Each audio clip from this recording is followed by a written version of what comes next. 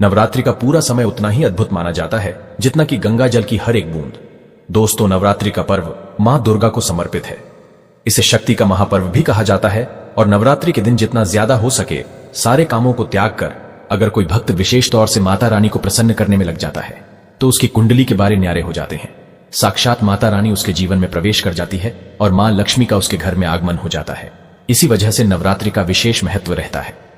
इसी तरह से नवरात्रि के समय में बताया जाता है कि जिस प्रकार आप अच्छे कार्य करके माता रानी को प्रसन्न कर सकते हैं, तो दूसरी चीज है कि इस दिन कुछ कार्य ऐसे हैं जिन्हें करने के लिए कतई मना किया जाता है। इन चीजों का अगर आप नवरात्रि के दिन पालन करते हैं तो परिवार में खुशियां रहती हैं, अन्यथा आपको दुख की प्राप्ति भी हो सकती है।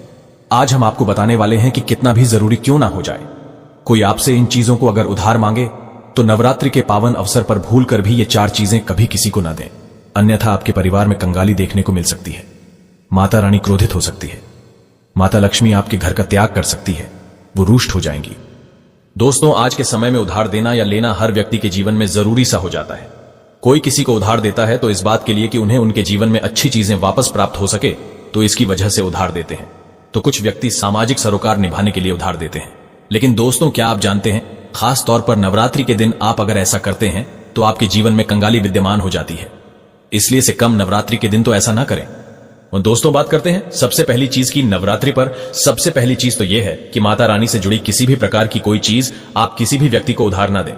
जैसे कि माता रानी से जुड़ा किसी भी प्रकार का फल, माता रानी से जुड़ा किसी भी प्रकार का वस्त्र और माता रानी से जुड़ी पूजा की सामग्री आप भूल कर भी किसी को उधार या फिर दान के तौर पर भी कभी ना दें, क्योंकि माना जाता है कि अगर आप इस प्रकार की सामग्री दूसरे व्यक्ति को दे देते हैं तो आपके घर से माता रानी दूसरों के घर चली जाती है और आपको वो नहीं प्राप्त हो पाता जो माता रानी नवरात्रों में आपके लिए करने वाली थी। तो सबसे पहले आपको इस बात का ध्यान रखना बहुत ही जरूरी है। दोस्तों, इसी तरह नवरात्रि के पावन दिन को धन प्राप्ति का सबसे बड़ा दिन भी कहा जाता है। माता रानी साक्षात आपके घर के अंदर आगमन करने के लिए आती है, तो इस बात का ध्यान आपको जरूर रखना चाहिए कि नवरात्रि के दिन भूल कर भी कोई व्यक्ति आपसे उधार धन मांगने के लिए आता है तो आपको उसे उधार पैसा नहीं देना चाहिए और नवरात्रि के दिन आपको किसी अन्य व्यक्ति से उधार भी नहीं लेना चाहिए। ऐसी मान्यता है कि नवरात्रि के दिन आप जो पैसा उधार देते हैं या लेते हैं तो वो धन कभी लौट कर नहीं आता, बल्कि इस समय धन देने वाला और लेने वाला दोनों कर्ज में डूब जाते हैं। आपके ऐसा करने से माता लक्ष्मी आपका साथ हमेशा के लिए छोड़ देती हैं। दोस्तों, वही नवरात्रि पर माता रानी को पान सुपारी चढ़ाने का तथा लौंग अर्पित करने का महाविशेष दिन माना जाता है और माता को खास तौर पर लाल चीजें चढ़ाई जाती हैं। इस बात का ध्यान रखें, नवरात्रि के दिन माता को चढ़ाने के अलावा कोई व्यक्ति एकदम सुबह सुबह के समय आपसे पान का पत्ता या फिर लौंग, दूध, दही, छाछ या फिर संध्या काल के समय उधार मांगने के लिए या फिर ऐसे ही मांगने के लिए आ जाता है तो आपको भूल कर भी किसी अन्य व्यक्ति को नहीं देना चाहिए। अगर आप माता रानी को चढ़ाने के अलावा कोई ऐसा काम करते हैं तो मान लीजिए आपके घर की लक्ष्मी दूसरों के घर चली जाती है और साक्षात माता दुर्गा के क्रोध का आपको सामना करना पड़ सकता है। दोस्तों, अगर आप किसी व्यक्ति को गिफ्ट देना चाहते हैं या फिर गिफ्ट के तौर पर कोई चीज है देना चाहते हैं तो खास तौर पर नवरात्रि के दिन भूल कर भी आपको किसी को भी अपनी पहनने वाली घड़ी या फिर आपको बाजार से नई घड़ी खरीदकर आपको नहीं देना चाहिए, क्योंकि हर व्यक्ति के साथ उसका समय अच्छा या बुरा चलता रहता है।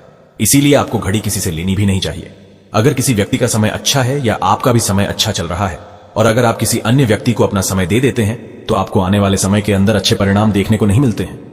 इस बात का आपको जरूर ध्यान रखना चाहिए।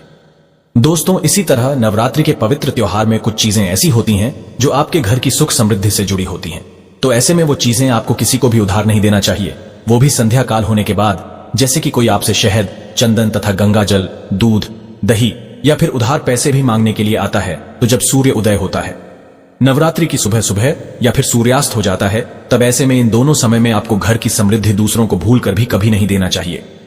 माना जाता है कि अगर आप ऐसा करते हैं तो आपके घर की सुख समृद्धि तथा माता लक्ष्मी दूसरों के घर चली जाती है और वहीं माता रानी भी आपके घर में आते आते वापस लौट जाती है और आपको उसका अच्छा परिणाम देखने को नहीं मिलता।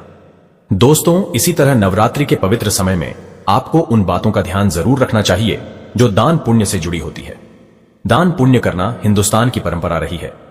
हर व्यक्ति दान पुण्य करके नवरात्रि के पवित्र त्योहार का लाभ उठाता है, लेकिन खास तौर पर नवरात्रि के दिन आपको 2 प्रकार के वस्त्र ना तो खरीद कर लाने चाहिए और ना ही किसी व्यक्ति से लेना चाहिए और ना ही किसी व्यक्ति को देना चाहिए। इसके अंदर पहली चीज तो होती है काले और सफेद कपड़े। आप विशेष रूप से ध्यान रखें, भूल कर भी किसी सुहागिन महिला को सफेद कपड़े उधार या फिर दान दक्षिणा के तौर पर नहीं देने चाहिए। माना जाता है कि अगर आप ऐसा करते हैं तो उसके वैवाहिक जीवन को यह प्रभावित करता है और उसके वैवाहिक जीवन में दुख आ जाते हैं। तो इसी वजह से इसका ध्यान रखना बहुत ही आवश्यक है। दोस्तों, दान करने के लिए हर कोई आगे आता है। विशेष तौर पर काले कपड़े आप किसी को भी दान के तौर पर या फिर उधार के तौर पर नवरात्रि के दिन नहीं देने चाहिए। इस दिन थोड़े बहुत फटे कपड़े भी दान नहीं देना चाहिए। ऐसी मान्यता है कि अगर आप ऐसा करते हैं तो सामने वाले व्यक्ति के जीवन में कंगाली आ जाती है और देने वाले व्यक्ति के जीवन में राहु दोष लग जाता है और साक्षात माता रानी उस व्यक्ति से क्रोधित होने लगती है। तो इस बात का आपको जरूर ध्यान रखना चाहिए। दोस्तों, नवरात्रि के पावन अवसर पर हम माता रानी से जुड़ी कई ऐसी वस्तुएं लाते हैं जो हमारे घर परिवार के लिए बहुत ही शुभ होती है, जैसे कि मूर्ति आदि। ऐसे में चाहे कुछ भी हो जाए, नवरात्रि के पावन अवसर पर अपने घर से माता रानी से जुड़ी कोई भी चीज कभी किसी को नहीं देना चाहिए। उसे हमेशा संभाल कर रखें, नहीं तो आप कंगाल हो जाएंगे। दोस्तों, महिलाओं की आदत होती है कि जब रसोई के अंदर किसी भी प्रकार का सामान कम या ज्यादा होता है तो अपने आस पड़ोस में मांगने के लिए आ जाते हैं, जैसे कि तेल, घी या फिर अपने घर की हल्दी। ये तीनों चीजें सौभाग्य का प्रतीक मानी जाती हैं। जिस घर में ये चीजें होती है, माना जाता है कि नवरात्रि के बाद उस घर में सुख समृद्धि बनी रहती है। तो नवरात्रि के दिन अपने घर से ही किसी को भी भूल कर भी इस प्रकार की चीजें आपको उधार ना तो देना चाहिए और ना ही किसी से लेना चाहिए। अगर आप ये गलती करते हैं तो देखते ही देखते आपके घर परिवार पर दुखद परिणाम देखने को मिल सकते हैं और आपके घर की सुख समृद्धि दूसरों के घर चली जाती है। दोस्तों, नवरात्रों में कोई ऐसा पौधा भूलकर भी मत दे देना जो धार्मिक आस्था से जुड़ा होता है, जैसे कि तुलसी का पौधा। तुलसी का पौधा अपने घर का कभी किसी को नहीं देना चाहिए। खास तौर पर नवरात्रों में तुलसी का पौधा कभी किसी को मत देना, नहीं तो आपके घर की सुख समृद्धि दूसरों के घर चली जाएगी। दोस्तों, नवरात्रि के दिन अगर आप किसी व्यक्ति को दान देने की सोच रहे हैं तो आप नए कपड़े दे सकते हैं। काले और सफेद रंग को त्याग कर जो आपके अपने पहने हुए और अपने पुराने कपड़े भूलकर भी किसी को भी दान के तौर पर या फिर पहने हुए कपड़े किसी को भी ऐसे ही नहीं देना चाहिए। अगर आप अपने कपड़े किसी अन्य व्यक्ति को देते हैं तो याद रखिए, कपड़ों के साथ साथ आपकी समृद्धि जुड़ी हुई होती है। अगर वो दूसरों के घर चली जाती है तो आपको इस प्रकार का सामना करना पड़ सकता है जो आपके परिवार के लिए अच्छे नहीं होते। इसीलिए इस बात का ध्यान रखें और आप चाहे तो नवरात्रि के दिन कपड़े आप बाजार से नए खरीद कर दे सकते हैं। दोस्तों, ये गलती कभी मत करना। नवरात्रि के दिन बासी रोटी दान नहीं करना चाहिए, ना ही किसी जानवर को खिलाना चाहिए। बासी रोटी हमेशा बासी ही कहलाती है। इसीलिए अगर आप माता रानी की कृपा प्राप्त करना चाहते हैं तो ऐसे में ताजी रोटी तथा ताजे बने चावल ही खिलाने चाहिए। इससे समस्त देवी देवता बहुत खुश होते हैं। दोस्तों, नवरात्रि के दिन सुहागिन महिला की माता लक्ष्मी से जुड़ी चीजें आती हैं जो सुख समृद्धि को बढ़ाती हैं और यही चीजें माता लक्ष्मी को आमंत्रित करने का कार्य करती हैं। तो ऐसी चीजों से जुड़ी हुई कोई भी वस्तु आपको किसी भी महिला को नहीं देना चाहिए।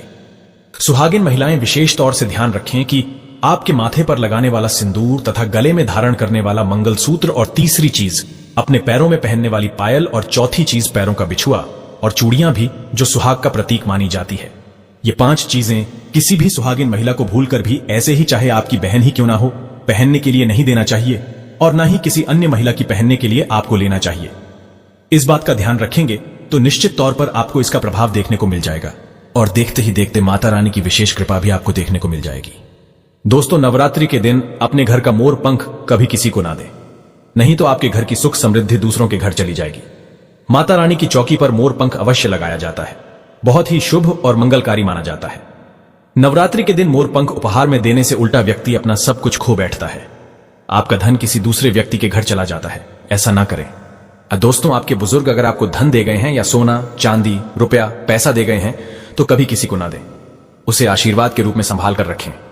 इससे माता लक्ष्मी बहुत प्रसन्न होती है और आपको धन से मालामाल कर देती है। दोस्तों, जो व्यक्ति अगर नवरात्रि के दिन डेली वाले नमक को दान करता है तो उसके वारे न्यारे हो जाते हैं। माता रानी की कृपा सदैव उसके ऊपर बरसती है। नवरात्रि के दिन नमक का दान हर हाल में आपको करना चाहिए।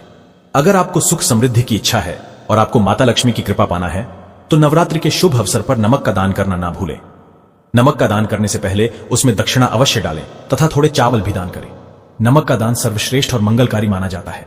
आप रातों रात अपना भाग्य बदल सकते हैं। दोस्तों, अगर आप वाकई में माता रानी से प्यार करते हैं तो कमेंट बॉक्स में लिखे जय माता दी। माता रानी आपकी सभी मनोकामना अवश्य पूर्ण करेंगी। मां के लिए एक लाइक तो बनता है।